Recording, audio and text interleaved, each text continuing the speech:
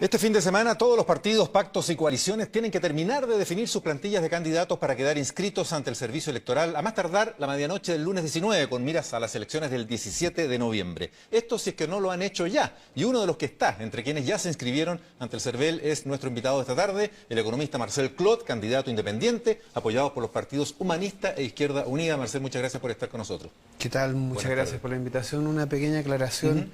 El movimiento que sustenta esta candidatura se llama Todos a la Moneda. Tiene 17 movimientos, entre ellos la Unión Nacional Estudiantil y un conjunto de organizaciones sindicales, sociales y políticas. Por lo tanto, nosotros los partidos son 17. Sí, pero ese es el nombre de los movimientos y sectores que apoyan esta candidatura, pero para efectos de la 17, inscripción... no dos, digamos. Sí, no, lo que vale para el efecto de la inscripción es el apoyo de un partido, porque si no tendría que haber juntado firmas. Sí, lo que pasa es que ellos aportan con la inscripción, pero no constituyen el movimiento. El hecho político acá es que tenemos 17 organizaciones que constituimos ya una tercera fuerza política, 350 comandos. Bueno, eso está por verse a las elecciones. Por lo pronto, lo que cuenta para la inscripción... Lo hecho, sí, lo que yo te digo, que cuando tú tienes 350 comandos, 500 profesionales, 17 organizaciones, cuando movilizas 10.000 personas en las calles para la inscripción, es una fuerza política. Fantástico. Y eso se comprobará el día de las elecciones.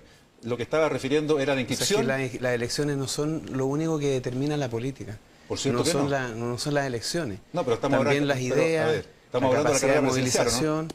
¿Perdón? Estamos hablando de la carrera presidencial. Sí, pero es que cuando 17 de noviembre. Pero cuando uno habla de política no es lo mismo que hablar de vender Super 8 en un supermercado. Estamos hablando de capacidad de presencia política, de compromisos políticos, de pensamiento político, de ideología, de historia. Y son muchas las cosas cuando uno habla de política. Por lo tanto, el que tú tengas más o menos votaciones es uno de los elementos de la política. Por cierto. Respecto a la inscripción, Marcel, ustedes para efecto de la inscripción cuentan con el apoyo del Partido Humanista, ¿no? Porque quiero definir ahí los sectores que justamente están detrás de ese movimiento. El Partido Humanista inscribió la candidatura. Claro. El apoyo de esta candidatura son 17 organizaciones, 500 profesionales, 350 comandos. Sí, eso ya lo dijo. Política. Bueno, sí, pero es que estoy tú hablando no me insistas en lo del Partido Humanista como candidato, porque quisiera aclarar justamente esas fuerzas que lo apoyan y vamos desmenuzando. La que inscribió la candidatura del Partido Humanista, que es de todos esos movimientos el que tiene carácter de partido del Humanista, ¿no es así? De Partido Nacional. Sí. Porque hay otros también que tienen carácter de partido, pero que no son nacionales y no tienen capacidad de inscribir un candidato presidencial. Sí, yo digo, tratemos de no quedarnos en este formalismo, ¿no? Bueno. Lo que quiero distinguir es justamente esos grupos de apoyo, porque son grupos de apoyos que en el pasado han estado con distintos planteamientos y candidaturas, ¿no? Claro, que hoy han tenido un giro. Por ejemplo, el Partido Humanista en el pasado apoyó, qué sé yo, estuvo con el pacto Juntos Podemos. Sí, pero piensa tú que en esta candidatura están todos los partidos que apoyaron a Meo, todos. Aquí está Convergencia Meo, el Partido Humanista, ¿sí? Y está también parte importante del MAS, y está el Partido Mapuche, el Gualmapuhuen, está con nosotros, todos los que apoyaron el proyecto que se presentó en las últimas elecciones, donde Meo sacó un 20%,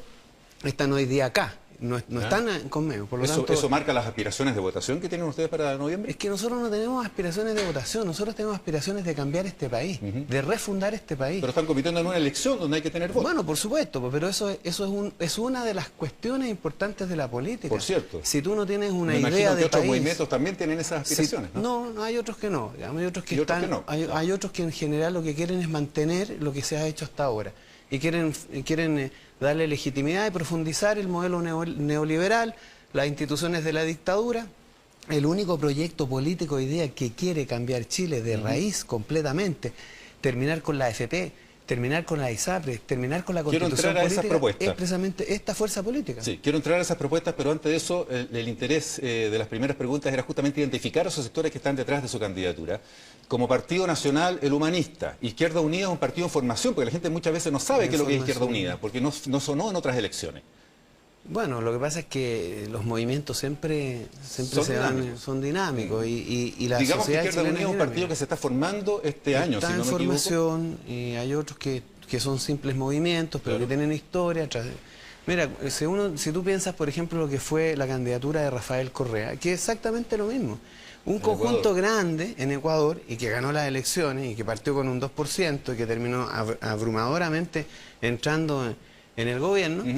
Hizo exactamente lo mismo, un movimiento ciudadano con pequeños partidos que eran retazos de otras, porque estamos en una situación política distinta. Es que eso es lo que entiendo que identifica mucho su candidatura, señor Claude, el hecho de que hay sectores que estuvieron en el pasado con otros candidatos que hoy, no sé si la palabra es, se sintieron traicionados o tal vez no representados, al menos por el giro que tomaron esos movimientos. Por ejemplo, el Partido Humanista estuvo con el Juntos Podemos. Lo esencial del Juntos Podemos tal vez convendríamos en que fue el Partido Comunista, que hoy está en el Pacto Nueva Mayoría. Quienes son disidentes de eso están con usted. ¿Es así? En realidad los que están acá son todos aquellos que son disidentes de las políticas que han dado legitimidad y profundidad a todo lo que se hizo durante la dictadura militar, que son la AFP, la ISAPRES, la actual Constitución, el Código Laboral. Aprovecho de saludar a los trabajadores de Sodimac que están en huelga, 9 días, los han maltratado, la policía ha sido brutal con ellos, a los trabajadores de Correos que también están en huelga. Nuestra candidatura, de alguna manera, se inscribe, apoya a esos movimientos sindicales, porque desde nuestro punto de vista, toda la herencia de la dictadura, la constitución autoritaria, que no es democrática, hay que cambiarla. No hay ningún planteamiento, ningún partido hoy día. ¿Qué pasó entre medio de que esos grupos que peleaban por eso mismo se fueron a la nueva mayoría? ¿Fueron capturados por el duopolio o por uno de los dos actores del duopolio? Yo la verdad pasó lo mismo con Izquierda Unida. Parte de sus componentes eran del MAS, ¿no? De Alejandro Navarro, que ahora también está en la nueva mayoría.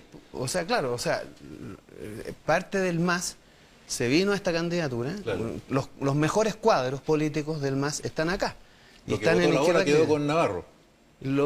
Claro, yo diría que lo que votó la ola quedó con Navarro. Porque en realidad lo que vota la ola es lo que está hoy día en el poder, digamos. O sea, si no, miren las encuestas.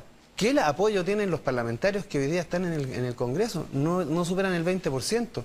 Crece y crece el descontento con la clase política que hoy día se ha dedicado a solventar, legitimar e instalarse en un orden político que lo único que ha servido es para conducir a Chile a procesos de desigualdad, abuso, explotación, degradación brutal de la naturaleza. Que para entender también los fenómenos que representan candidaturas como la suya, pero también otras, como por ejemplo las del mismo Enrique Ominami, o la de Rosana Miranda, o la de Jocelyn Holt, o qué sé yo, la de Alfredo Seir.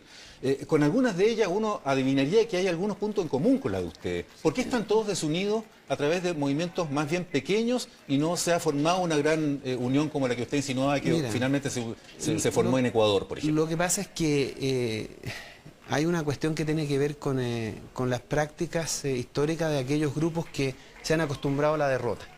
Cuando tú sabes que no vas a ganar nunca, que es muy difícil entrar en el poder, cada uno trata de armar su propio cuento, ¿no? La diferencia con nosotros es que nosotros tenemos vocación de poder y nosotros tenemos la certeza, y lo anuncio acá, ¿sí? La certeza que vamos a entrar en la moneda en primera vuelta, en segunda vuelta o en las próximas elecciones. Pero aquí no hay ningún otro curso de la historia que el que nosotros entremos en la moneda. Nosotros tenemos profunda vocación de poder. ¿No tendrían que unirse, no tendría que terminar uniéndose todas esas fuerzas? Pero si nosotros tenemos 17 organizaciones políticas, ¿cuáles son las que están afuera? Pero los votos se los va a repartir Bachelet, Matei, París, Bachelet tiene sus votos. ¿Sí? Y que son 2,5 millones, 3 millones, cuando más 3,5 millones. La derecha no va a llegar a 2 millones. Todavía quedan 8 millones. 1,5 solo en las primarias, Bachelet. Bachelet, por eso te digo, Bachelet tiene 2.200.000 votos duros, no va a llegar nunca a los 3,5 millones, nunca. La derecha sacó 800.000 votos, no va a llegar nunca a los 2 millones. Bueno, entre los dos ya obligan a dividirse el resto entre todos los demás candidatos. No, es que no entre todos, porque aquí hay distintas hay que ver cómo se juegan. Fuerzas, claro. Hay que ver cómo se juegan. Hay fuerzas que son muy menores y que muy probablemente no pesen de manera importante. Lo que hay que ver... mucha gente se pregunta por qué no tengo una sola gran opción con reales posibilidades en vez de tener todo este abanico de candidatos. Porque así es la política y hay personas que en Chile tienen que la política hoy día permite aventuras personales. ¿Y eso qué le puedes hacer tú? O sea, nosotros tenemos otra comprensión de la política. Si tú piensas lo que fue el principio del siglo XX, cuando irrumpen los movimientos sociales, el movimiento obrero, el movimiento campesino, el movimiento de las clases medias, que van conformando grandes partidos como lo que fue el Partido Socialista, el Partido Comunista, el Partido Radical, que emergían de procesos políticos, de luchas sociales, que terminan finalmente con la determinación de entrar a disputarle el poder a la oligarquía. Esa es la génesis natural y obvia de la política. ¿Qué es lo que tenemos hoy día en política? Y es lo que pasa con la herencia de la dictadura militar. Hoy día tú haces un estudio de mercado, tienes plata, tienes dinero, eres un gran empresario, quieres plantear un candidato, encargas un estudio de mercado, le preguntas a alguien, mire, ¿qué es lo que quiere la gente? Bueno, la gente quiere educación pública, quieren cambiar la Constitución. Armas un proyecto, se lo encarga a un especialista, a un ingeniero que venga de Harvard, que te haga el proyecto, después a un experto en marketing que te diseñe una campaña comunicacional, un eslogan, una sonrisa, y después vas vendiendo. Eso hoy día se puede hacer en Chile, porque han desacoplado la cuestión política de la realidad social de los pueblos. Y esa es la diferencia fundamental entre esta candidatura y las otras candidaturas. Esta candidatura emerge de una historia de lucha, de una historia de trabajo, más de 20 años luchando por la educación pública. Siempre hemos estado por la educación pública, siempre hemos estado por terminar con el sistema de la ISAPRE y de la AFP. Hemos sido críticos de la AFP hace 30 años por la Constitución, cambio constitucional, 20, 30 años luchando contra esta Constitución. Entonces acá hay una historia de lucha. Un proyecto que se ha construido en la historia y que se encarna en la historia. ¿Cómo ustedes proponen esas grandes reformas tan fundamentales como la que está planteando, las ha enumerado acá? Por ejemplo, cuando hablan de la renacionalización del cobre, para que la gente lo entienda, ¿en qué se traduce eso? ¿En expropiar, estatizar solo la minería privada que es extranjera, no la nacional, o toda la que es privada tiene que ser estatal? La gran minería del cobre, la gran minería del cobre, que está también en manos privadas chilenas y en manos extranjeras. Ahora, eso no es tan complicado, ¿no? Porque el cobre no es de ellos, el cobre es chileno. Lo que ellos tienen concesiones para hacerlo, por lo tanto uno no les quita nada. Pero la concesión es el negocio. Entonces... Bueno, pero uno no les quita el cobre sigue siendo chileno y ni siquiera la Constitución de Pinochet. ¿Pero qué pasa con la concesión? ¿Se les quita la concesión? ¿Se les expropia? ¿Se les paga? La misma Constitución establece la posibilidad de, por decreto supremo presidencial, tomar la producción por el Estado de los yacimientos que son de Chile. Y por lo tanto sacarlos a ellos del negocio. Exactamente, sacarlos del negocio. ¿Indemnizándolos? La Constitución establece que solo hay que pagarle las instalaciones, no el cobre, porque el cobre es de Chile. ¿Es comparable el proceso de Bolivia con los hidrocarburos? Es totalmente comparable, porque aquí ¿de qué estamos hablando? Estamos hablando de que aquí hay un recurso, que es el cobre, que genera por lo menos 30.000 millones de dólares al año. Me imagino que eso es mucho más que lo que habría que pagarle. Mucho más, por supuesto. O sea, y además, ¿es algo absolutamente financiable? Pero además, atención, digamos, ellos han hecho inversiones en Chile que han recuperado 3 y 4 veces. A mí me parece que no hay que pagarles nada, lo digo de verdad, que no hay que pagarles nada.